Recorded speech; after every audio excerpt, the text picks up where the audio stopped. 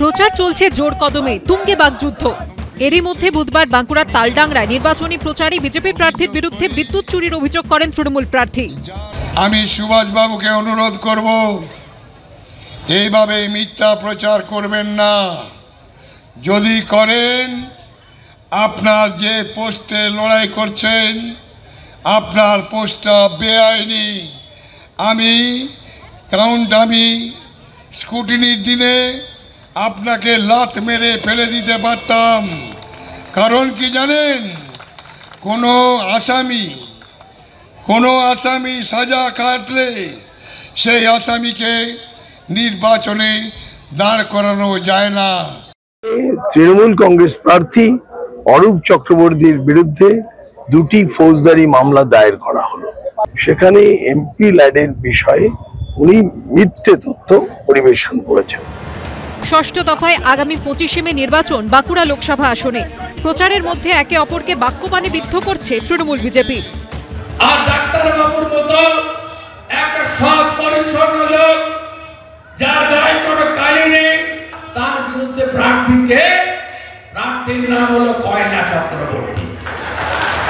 গোটা বাঁকুড়া জেলায় তৃণমূল আসার পরে যত অপকর্ম হয়েছে, এই চুরির নায়ক হচ্ছে তৃণমূল কংগ্রেসের এই প্রার্থী। আমি শুভেন্দু অধিকারীকে বলেছি যে তোমার যিনি এমপি দাঁড়িয়েছেন তার বিরুদ্ধে এই মামলাটা আছে কিনা, 203/2005, এবং সে কনভিক্টেড আসামি, জামিন নিয়েছে, 2 লক্ষ টাকা জরিমানা দিয়েছে।